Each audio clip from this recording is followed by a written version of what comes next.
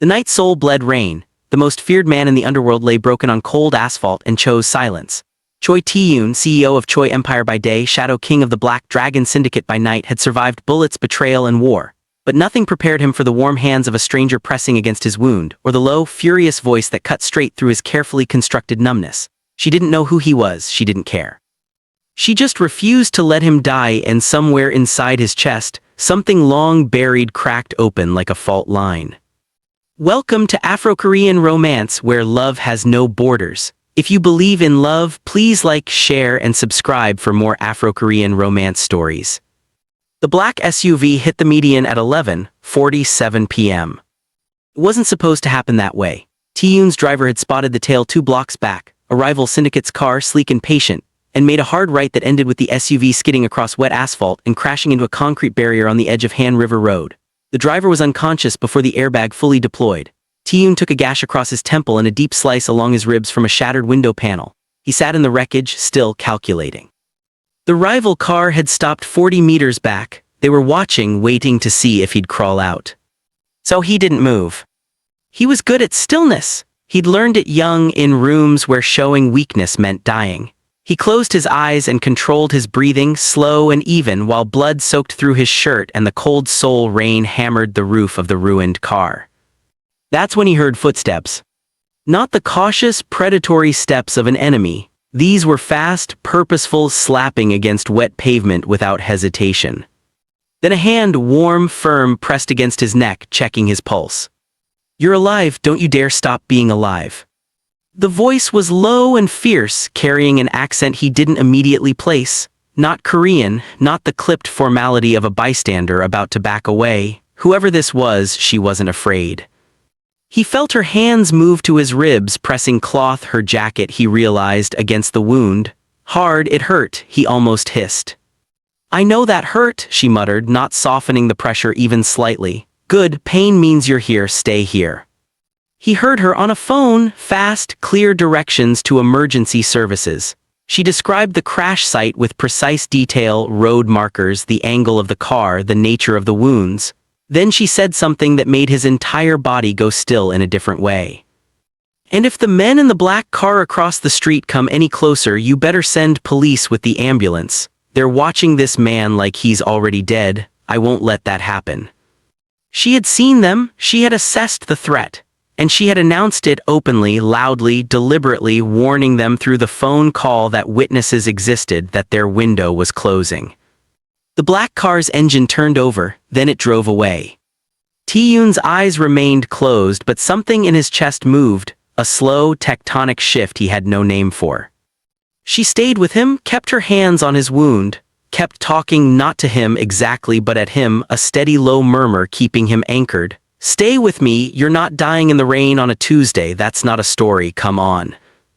When the ambulance arrived, the paramedics found her kneeling beside him in the pouring rain, soaked through, jacket sacrificed, jaw set like she'd personally fight death off with her bare hands if she had to.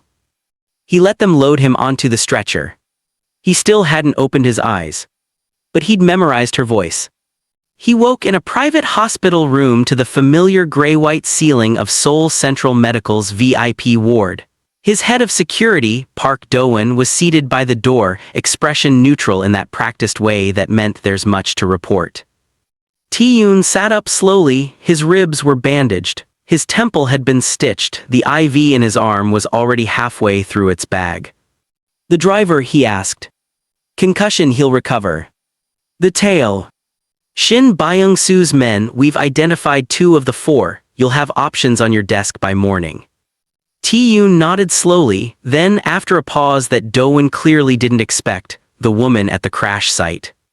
Do-won blinked just once. She gave a statement to police, declined to be interviewed by press. The emergency responders said she disappeared before they could formally record her witness details. "Name?" "We're working on it." "Work faster." He didn't explain why, he never explained himself. But that night, alone in the hospital room with rain still streaking the windows, he lay staring at the ceiling and replaying her voice. The pressure of her hands, the fury in her words, not panicked fury, not performative heroism, just raw, stubborn refusal to let something precious slip away. She hadn't known he was Choi Tae-yoon. She'd just seen a man bleeding and decided without hesitation that he mattered. He couldn't remember the last time someone had made that decision about him without an agenda attached. By the following morning, Do-won had a name. Rejoice Mensah, 28, Ghanaian-born Seoul resident for 3 years, works as a live-in housekeeper at the Hanamdong estate, the Park family residence. Tae-yoon stared at the slim file on his tablet. The photo was from her work ID, practical, unsmiling, but even in a flat ID photo, something about her face held gravity. High cheekbones, eyes that looked like they'd seen things and chosen not to be broken by them, full lips pressed into a line that suggested patience rather than coldness. The Park family, he said slowly. Park Sang-il mid-tier real estate, no known syndicate ties, clean. She works there as domestic staff. Live-in housekeeper, yes, has for 8 months. Tae-yoon set the tablet down. He should have closed the file, moved on, sent a financial gift anonymously, the way powerful men discharged debts to civilians without creating entanglements. Instead, he said, I want to meet her. Do-won's expression didn't change. Shall I arrange a formal introduction?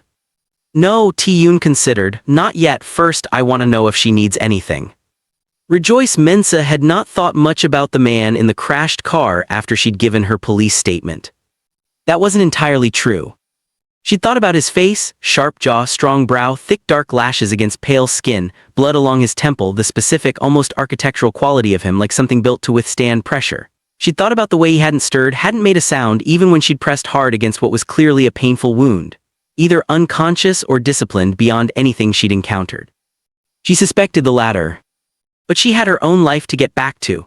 The Park household ran on her competence, meals, scheduling, the quiet management of a family that barely acknowledged her presence unless something was missing. She was good at being invisible. She'd learned that skill in a different way than Tae-yoon had learned stillness, but the principle was similar. Stay small, stay useful, don't cost people anything they weren't willing to spend. It was a fine week, Tuesday to Tuesday, until the flowers arrived. A full arrangement, birds of paradise, white orchids, deep burgundy roses, delivered to the Park household's service entrance with a card that said only, to the woman who stays. No name, no return address. The housekeeper at the front desk assumed it was for Mrs. Park. Rejoice assumed it too and placed it in the main sitting room, but Mrs. Park looked at the flowers with honest confusion and said, I don't know who these are from. Rejoice went back to the service entrance and looked at the delivery record again. The recipient name in small, precise handwriting said, Rejoice. She stood in the corridor for a long moment, flowers in her arms, feeling something strange move through her chest, not quite fear, not quite warmth, something in between. The Choi Foundation's charity gala was held at the Shilla Hotel 3 weeks after the accident. Tae-yoon attended because he always attended. The foundation was one of the few things he'd built that felt clean: scholarships, medical access programs, community rebuilding projects in districts the government ignored. He wore his public face well, composed, a little cold, the kind of commanding presence that made rooms rearrange themselves around him without his asking.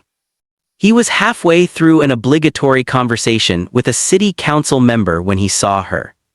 She was across the ballroom in a catering uniform, black and white, practical, carrying a tray of appetizers with the steady, unhurried grace of someone who had learned to move through spaces without being seen. Her hair was pinned up. She wore small gold earrings. Her uniform fit her curves in the way uniforms were never designed to fit. The seamstress who'd sized it hadn't anticipated someone built like Rejoice Mensah, and the fabric pulled slightly at the waist in a way that was entirely distracting. Tae-yoon stopped mid-sentence. The council member kept talking. Tae-yoon didn't hear a word. He watched her navigate the room, the slight tilt of her chin when a drunk guest reached past her too aggressively, the way she smoothly redirected without confronting, the private set of her jaw that said, I see exactly what you are and I am choosing not to dignify it. He recognized that expression. He'd worn it himself in boardrooms across tables with men who thought wealth made them untouchable. She had the same quality, the quiet, immovable self-respect of someone who couldn't be bought down to size. Mr. Choi. He realized the council member had asked him something. Forgive me, Tae-yoon said, smooth as water over stone. I need to greet another guest. He crossed the ballroom. Rejoice was refilling her tray at the service station near the east wall when she felt the shift in the air, the subtle recalibration of a room when someone significant changed position within it. She developed that sense working in wealthy households. It saved her from being caught off guard. She turned. The man standing 2 feet away was tall, lean in a dark suit that cost more than 3 months of her salary, and looking at her with the particular focused attention of someone who had decided something and wasn't in the habit of being talked out of decisions. She didn't recognize him. Not immediately. Then something snagged in her memory, the angle of his jaw, the architectural quality, the stillness. "Oh, you," she said before she could stop herself. His mouth curved just barely. "Me. You were in that car." "I was." She stared at him. "You were conscious." The curve deepened almost imperceptibly. "I was." Rejoice looked at him for a long moment. Around them, the gala hummed and glittered, entirely unconcerned. She was acutely aware of her uniform, her tray, the disparity in their positions. She set the tray on the service table beside her. "Why?" she asked. "The men watching me needed to believe I wasn't a threat. Movement would have changed their calculation. So you let me kneel in the rain pressing a jacket against your ribs to manage your image." "I let you save my life," he said, and there was something in his voice that wasn't deflection, something direct and quiet. "I didn't ask for that, I didn't deserve it, I've been thinking about that since." Rejoice studied him. "Who are you?" "Choi Tae-yoon." She absorbed the name, she'd heard it. Everyone in Seoul at any level of society had heard it, attached to the Choi Empire, attached to rumors that went darker than boardrooms. She kept her face even. "The flowers," she said, "that was you." "Yes. I don't want anything from you." "I know," he said it simply, without offense. "I don't want anything from you either. I wanted to find you because," he paused as if the next words required unusual precision, "I wanted to know you were all right." Rejoice held his gaze. "I'm fine." "I can see that." The silence between them was not uncomfortable. It was the silence of two people who were both, in their separate ways, very good at reading a room and were reading each other instead. "I have to get back to work," she said. "Of course." She picked up her tray. 3 steps away she stopped without fully turning. "I'm glad you didn't die." When she glanced back, his expression had changed in some small, significant way she couldn't entirely name. She walked back to work, but she felt his gaze on her back, steady and warm for the rest of the evening. Tae-yoon was not a man who acted without strategy. He told himself this as he, over the following 2 weeks, arranged for the catering company Rejoice worked second shifts with to receive a contract upgrade from the Choi Foundation, legitimate, above board, resulting in better pay grades across the board for all staff. He told himself this as he made a single phone call that resulted in the Park household's live-in staff receiving a formal benefits package they hadn't previously been offered, again, legitimate, structured through a nonprofit housing rights initiative he quietly funded. He didn't contact her directly. He just removed friction from her life quietly from a distance. Do-won watched all of this and said nothing, which was its own form of commentary. Then the situation at the Park household changed. The Park family's eldest son, Park Jun-sik, came home from a year abroad. He was 24, easy with entitlement, and he noticed Rejoice the way wealthy young men sometimes noticed domestic staff, with a lazy, proprietary interest that mistook proximity for permission. The first incident was small. He called her by the wrong name in front of guests, and when she corrected him calmly, he laughed in the way that was meant to make her feel foolish for objecting. The second incident was less small. He took to finding reasons to be in whatever room she was working in, lingering, making comments that skated just inside the edge of professional while meaning something else entirely. Rejoice handled it the way she'd handled every version of this situation in every household she'd worked in. Coolly, professionally, without giving him anything to work with. She didn't know that one of the household's security cameras had recently been upgraded to a system that fed, discreetly, to a monitoring dashboard that Do-won checked twice a day. She didn't know that on the morning Do-won's report landed on Tae-yoon's desk, a subject experiencing unwanted attention from Park Jun-sik, managing it independently, no escalation yet, Tae-yoon read it 3 times and spent the rest of that meeting unable to engage with anything being said to him. Cancel the afternoon, he told his assistant. You have the Shin Group negotiation at. Cancel it. He didn't storm in, that wasn't who he was. He arrived at the Park family home the following day at 10 in the morning, unannounced in his most understated car, a black sedan, no flags, no convoy. He rang the front bell like a neighbor. Mrs. Park received him in the sitting room, fluttering and bewildered, offering tea twice in quick succession. Tae-yoon accepted neither. He was cordial, precise, and he delivered the purpose of his visit in 4 sentences. He was interested in acquiring the Park family's Yongsan commercial property. He'd heard through channels they might be open to discussion, and he'd prefer to negotiate directly rather than through representatives. Mrs. Park nearly fainted with pleasure at the prospect. What Tae-yoon actually wanted was 15 minutes inside that house. He got them. While Mrs. Park went to summon her husband, Tae-yoon stood in the main corridor and Rejoice appeared from the kitchen hallway, carrying a folded linen set, stopping short when she saw him. For just a second, something moved across her face, surprise, wariness, and something she controlled very quickly. Mr. Choi. Ms. Mensa.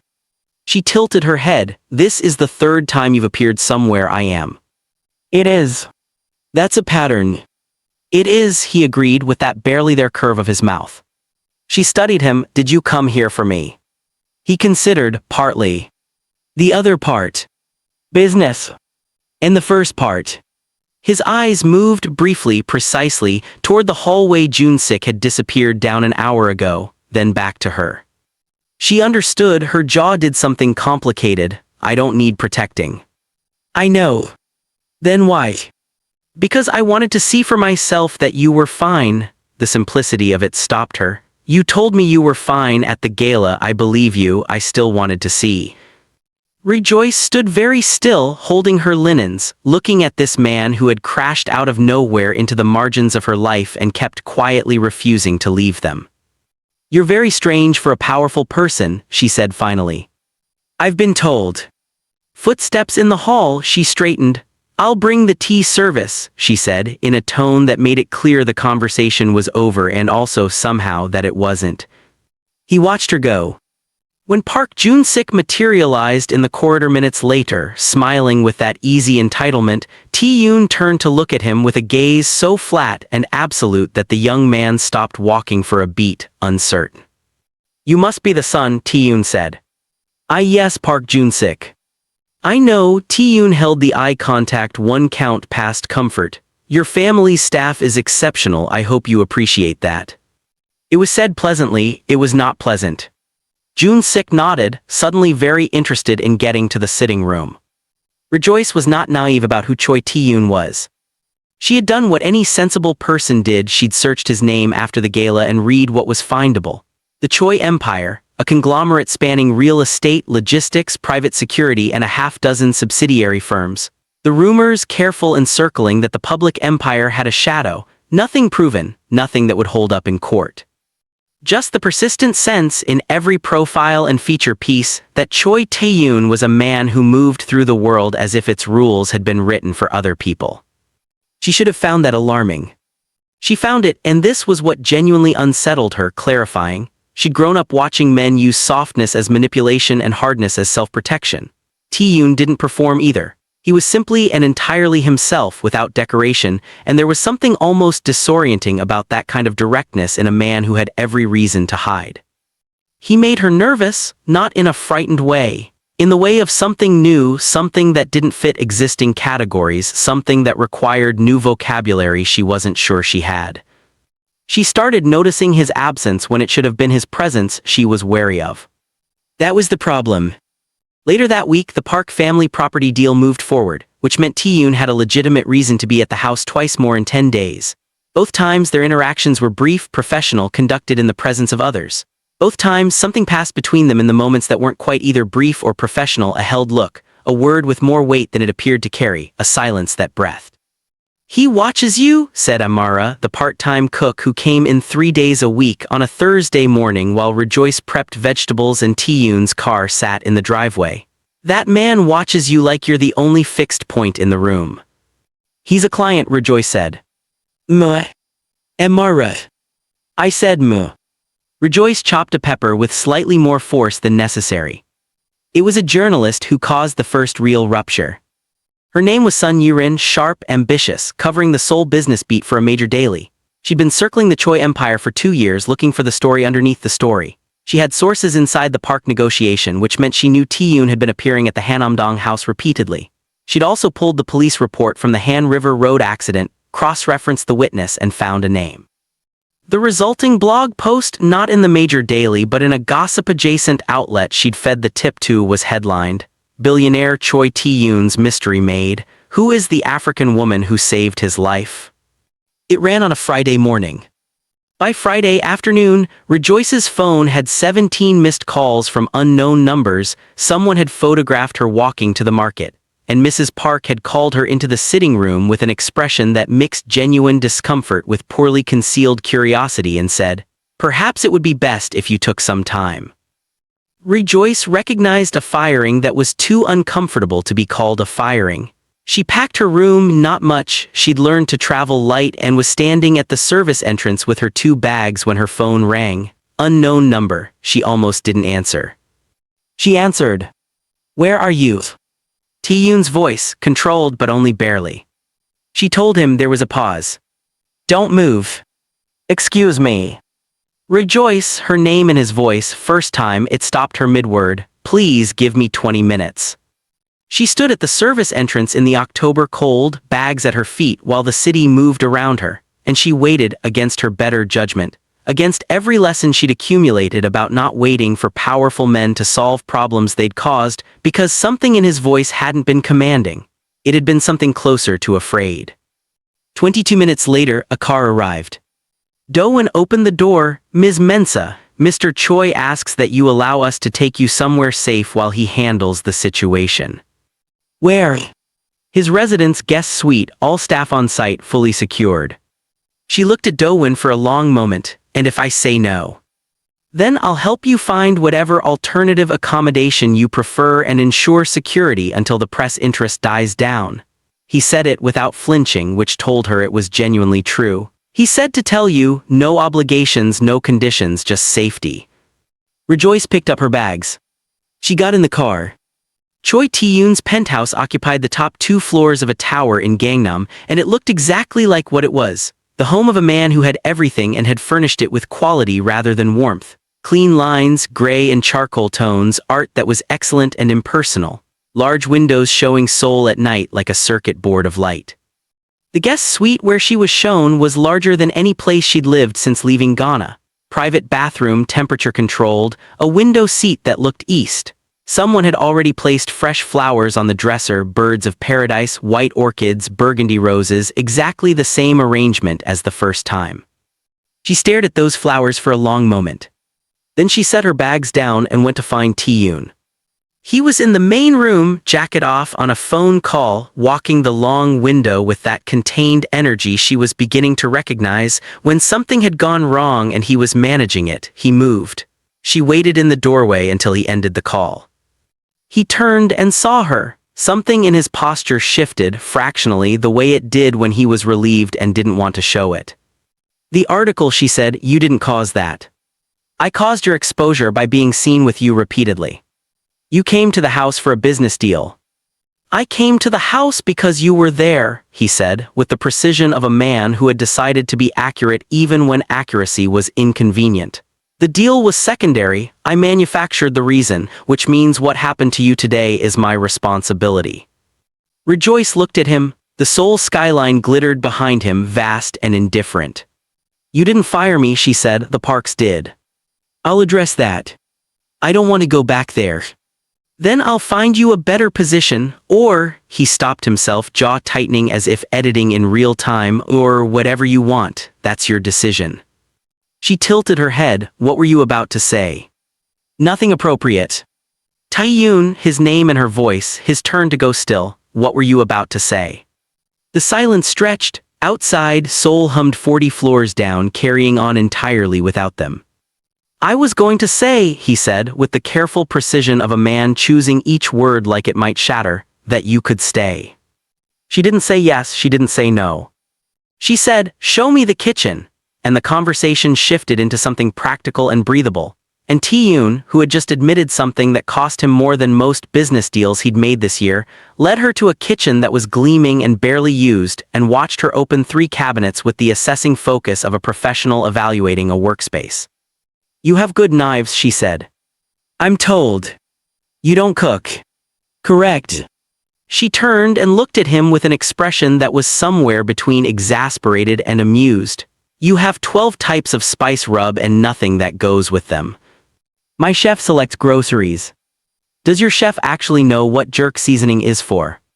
"I'll ask him." For the first time since she'd known him, she laughed. Not the polite almost laugh of professional courtesy, a real one, brief and warm, that reached her eyes and transformed her face into something so open and bright it genuinely startled him. He had seen her composed, guarded, fierce, tired, and wary. He had not seen her like this. Something in his chest did something he categorically refused to name. "I'll stay," she said, "for now, while I figure out what comes next." "All right. And you're going to stop appearing at places without warning." "I will try." "Tae-yoon. I will genuinely attempt to." "I'm serious." "I know," the curve again, "so am I." She found her rhythm in his penthouse within days. She wasn't there as staff, he'd made that explicitly clear to his household team, awkwardly in a way that suggested this was new territory for him too. She was a guest. She occupied the guest suite in the kitchen in the morning hours before his workday consumed him. She cooked because she liked to, not because she was asked, and within a week his chef had quietly begun clearing the kitchen from 7 to 9 a.m. with no explanation required. The mornings became theirs. Not in any formal way, not with conversation that declared itself, but she would cook and he would appear, still in his running clothes, and sit at the kitchen island with black coffee and the deliberate unhurriedness of a man who had arranged his entire schedule to allow for this, and they would exist in the same space with a comfortable ease she couldn't entirely account for. "Your mother taught you to cook," he said one morning, watching her fold a dough without appearing to watch. She glanced up. "How do you know that?" "The way you do it, like muscle memory mixed with something else." She considered him. "Yes, she did." "Is she still?" "She passed 4 years ago." The kitchen was quiet. "I'm sorry." "Are you?" Not a challenge, genuine curiosity. "Yes," he said it simply, looking at her directly. "She raised someone worth knowing, that matters." Rejoice turned back to her dough and was quiet for a long moment, because that was the kind of sentence that required room around it. "Your parents?" she asked. A pause. "My father died when I was 19, my mother is in Busan, we speak occasionally."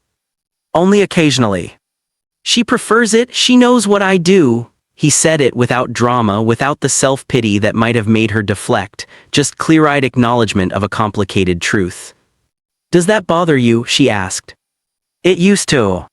She placed the dough to rest and looked at him fully, but not anymore. "I find," he said, choosing words again with that careful precision, "that what bothers me has changed recently." She held his gaze. Between them, the morning light moved across the kitchen counter and something warm and unnamed settled over everything like a second kind of quiet. 3 weeks into her staying, Tae-yoon's world pushed back. It came in the form of Han Seok-jin, not a rival exactly, but a former alliance partner who'd grown ambitious in the wrong directions and had decided, apparently, that Tae-yoon's recent distractions made this a productive time to test the Black Dragon's edges.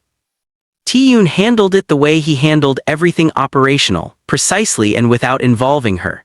He was gone 3 days, left a note on the kitchen island that said simply necessary travel, 4 days maximum. Do-won is on call, and she told herself the note was practical, not considerate, and believed neither version. He came back in 2 days. She found him in the main room at 11 p.m., jacket off, a shallow cut along his left forearm, doing a very bad job of pretending it wasn't there. "Don't," he said before she could speak. "I wasn't going to say anything." "You were." "I was going to ask if there's a first aid kit." He paused, then quietly, "Second bathroom under the sink." She found it. She came back. She cleaned the cut the way she'd learned, efficiently, firmly, and this time he did hiss slightly, which told her it was deeper than it looked. "This needs stitches." "It's fine." "It is not fine." "Rejoice.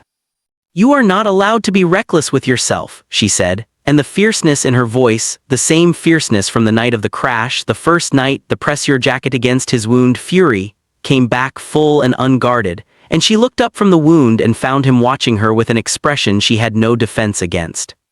"Why not?" he said softly. She held his gaze. The first aid kit was between them on the coffee table, his forearm was warm under her hands.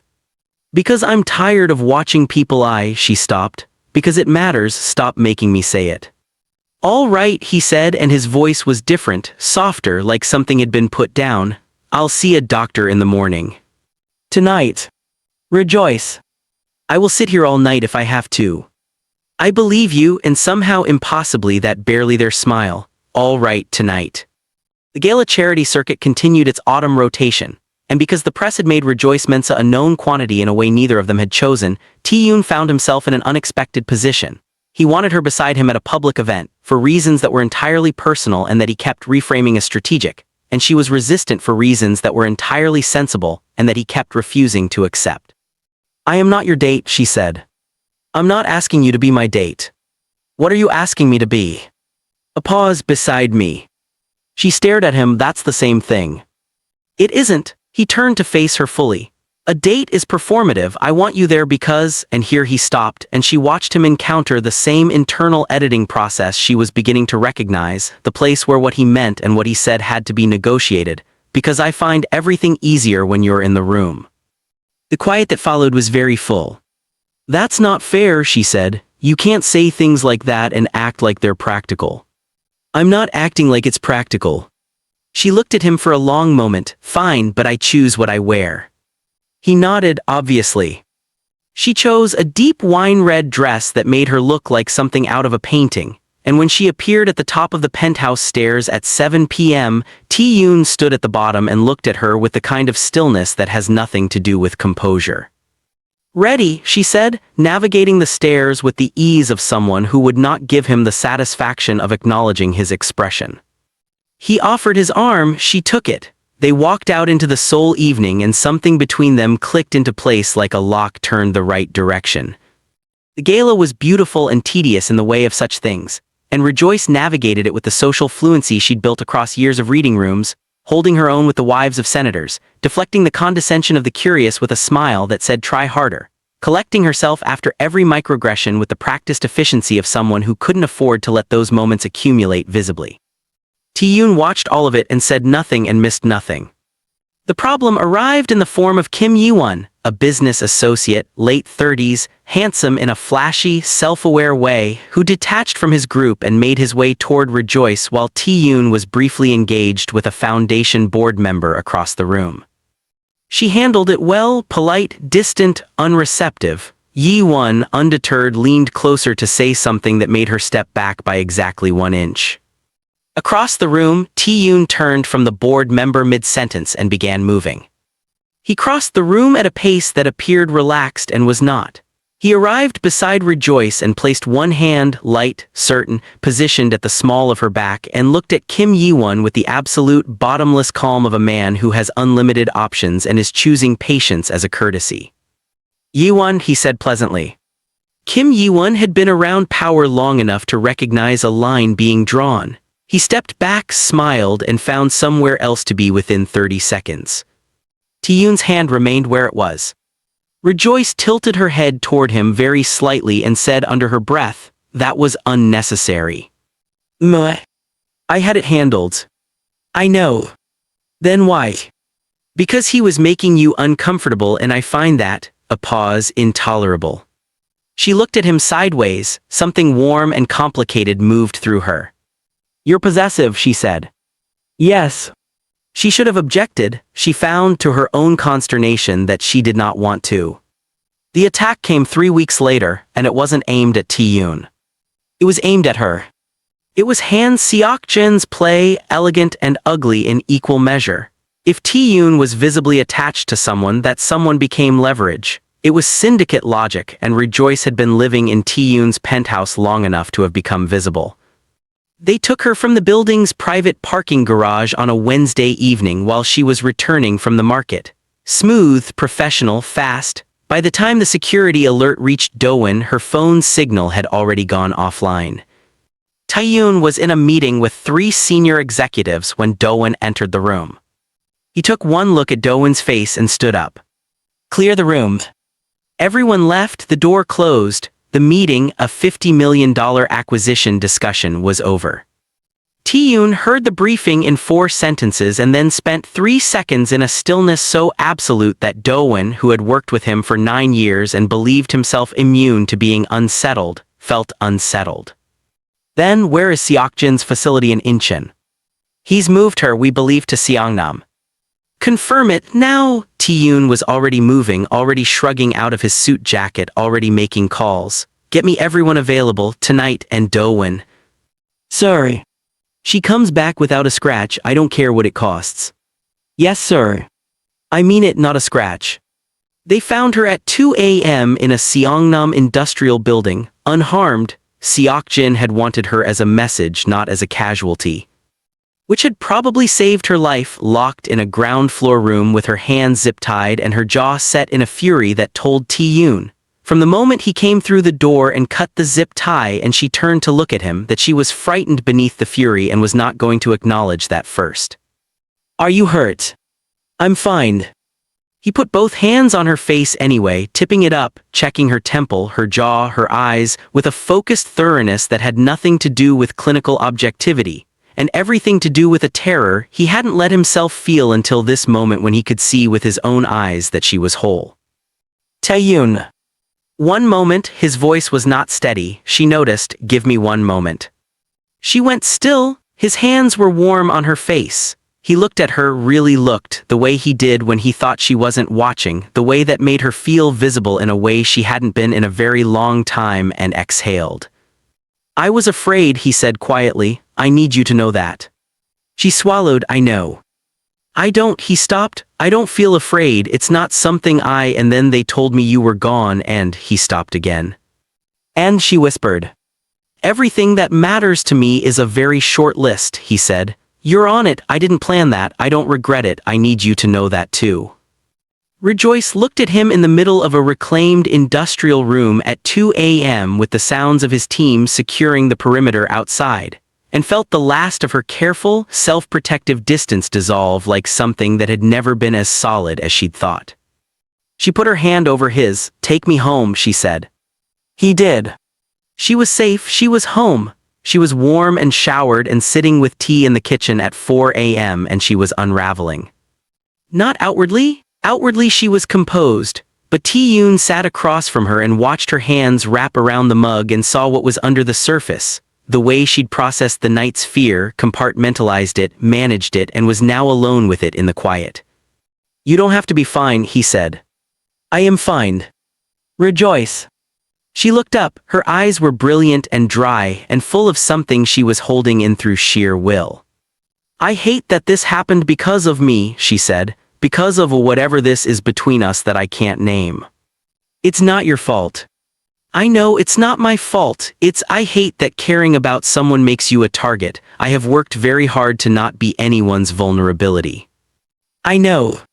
And she stopped. And I walked into this anyway, into you, and now I'm sitting here at 4 in the morning and I am not sorry I'm here, and that frightens me more than tonight did."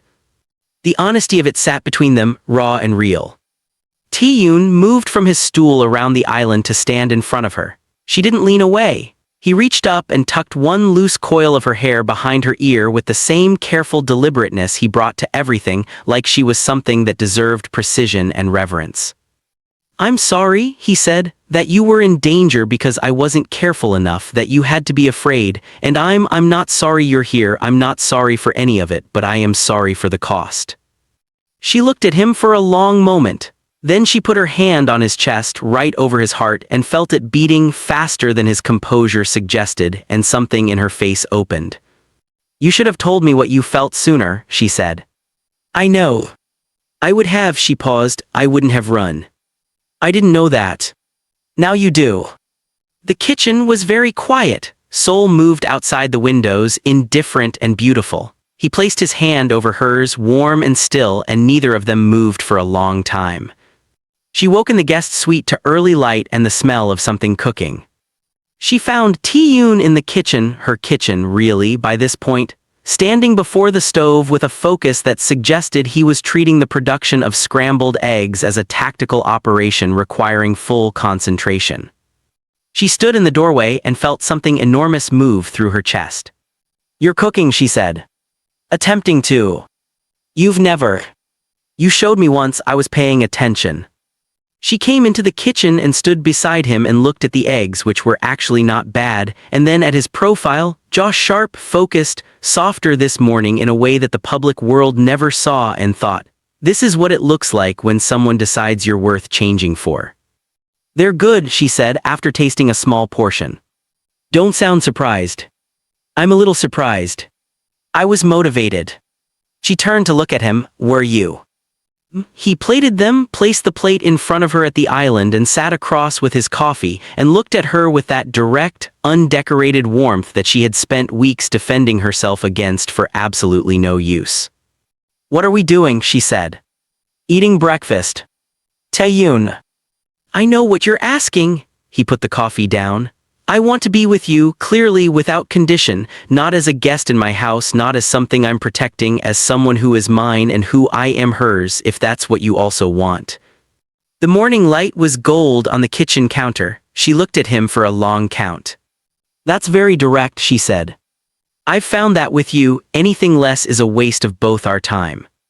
She laughed, and it was the warm, real kind, and this time when it reached her eyes he looked at it without any of his usual composure and let it simply be what it was. "Yes," she said, "that's what I want." Han Seok-jin was dealt with in the way Tae-yoon dealt with threats that went too far, completely, permanently, and in a way that sent a message to every other edge pusher in the syndicate landscape. The details of it lived in the shadow world and would never be in any newspaper. What mattered was that it was done. The public side of things was different. The press had been circling since the original article, and Tae-yoon, who had ignored media with the ease of someone accustomed to being the subject of gossip, made an unusual decision. He called a press briefing.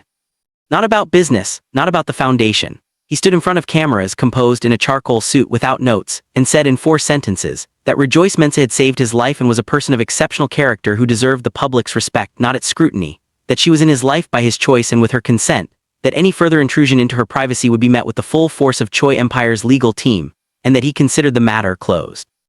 Rejoice watched it on television from the kitchen island and was quiet for a very long time. "You didn't have to do that," she said when he came home. "I know. You exposed yourself." "I've been exposed since the first time I walked into that gala and couldn't see anyone but you." He sat beside her, not across. "I'd rather do it on my own terms." She put her hand over his on the counter. He turned it, interleaved his fingers with hers, and they sat in the kitchen that had become theirs, in the life that had become theirs, and the city went on outside as it always had without caring, which suited them both fine. 6 months later, Rejoice had built something that was hers. With Tae-yoon's backing, offered once without condition, and accepted after a long argument in which she articulated precisely what kind of support she would take and precisely what kind would compromise her, she'd launched a small catering business. Corporate events, private dining, the specific niche of West African Korean fusion that she'd been quietly perfecting on his kitchen stove for months. It was small, it was real, it was hers. She'd also, somewhere between the business launch and the second press story, this one more generous, running in a culture magazine, the woman who made Korea's most powerful man cook breakfast, become someone that Seoul had opinions about. She found she cared less about that than she'd expected. Tae-yoon had been right about one thing: when you knew where you stood, other people's assessments lost most of their power. Do-won, whom she'd initially regarded as an obstacle and had come to regard as something like a wary uncle, told her once with maximum awkwardness, "He's different, since you, better." She told him she'd deny ever hearing that. Wise, he agreed. The evening Tae-yoon proposed, there were no cameras, no audiences, no ceremony borrowed from anyone else's idea of what the moment should be. They were in the kitchen, of course they were. It was her kitchen now as much as his. She'd rearranged the spice cabinet months ago and he'd never touched it since, which was its own kind of declaration. She was cooking and he was sitting at the island with his phone, and then he wasn't sitting with his phone. He was standing beside her and she felt his presence before she saw him move, the way she always did. She turned. He was holding a ring. Not large, she'd told him once, laughing, that she didn't like the kind of jewelry that announced itself before she did, but precise and beautiful, the deep warm gold of it set with a stone the color of dark amber. "I've been carrying this for 3 weeks," he said. "I kept waiting for the right moment, and then I realized there's no right moment. There's just you and me and the kitchen and the rest of whatever we're building." She stared at the ring. "Rejoice. I'm looking at it. You can look at it on your finger." She looked up at him. He was watching her with the full, direct warmth he'd stopped trying to contain around her, the warmth the public world never saw, the warmth that was entirely hers, and she thought about a rainy night in Seoul, a man bleeding on asphalt who had chosen silence, and the voice inside her that had said you don't let something that matters slip away. "Yes," she said, "obviously yes."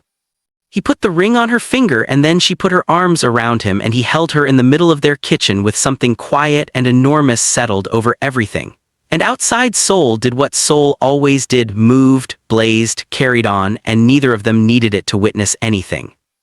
Their wedding was small by the standards of what Choi Tae-yoon could have arranged. 40 people, a rooftop in the autumn, the city spread out below them gold and gray.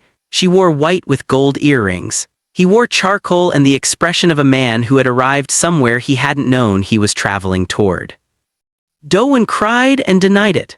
Amara the cook flew in from Accra at Tae-yoon's quiet insistence and made enough food for 80, which was precisely correct because she had not been told there would only be 40 guests and had made the right call anyway. Rejoice danced with her new husband in the early evening light and thought about everything it had cost to get here, the losses, the years of being invisible, the careful architecture of self-protection, and found that none of it felt wasted. It had all been weight-bearing. It had held her upright until she could be seen. "What are you thinking?" he asked. "That I didn't plan any of this." "Neither did I." "Is that strange?" "No." He turned her and she saw his face in the autumn light, the man behind the empire, the softness beneath the power, all of it hers now and hers to hold. "It's the only thing I've ever had that I didn't plan, and it's the only thing I'd refuse to give back." 7 months after the wedding, on a Thursday morning, she was in the kitchen when she heard his step behind her and felt his hands rest on her waist. And she covered his hands with hers and looked down at them, his hands, her slightly changed silhouette in the window glass. And he rested his chin on her shoulder and said nothing for a long moment. "I've been thinking," he said finally. "About names." She smiled, still looking at their reflection. "Have you?" "I have preferences." "Of course you do. They're reasonable preferences."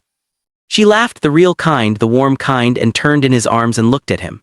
The Choi Tae-yoon who had once lain on cold asphalt and chosen silence was still in there, but he was also this man who cooked breakfast badly and carried rings for 3 weeks and cried once privately when she told him she was carrying their child, and denied it afterward with exactly the same energy as Do-won. "Tell me your preferences," she said. He told her. The kitchen held them both. Outside, Seoul continued to be magnificent and indifferent and entirely beside the point.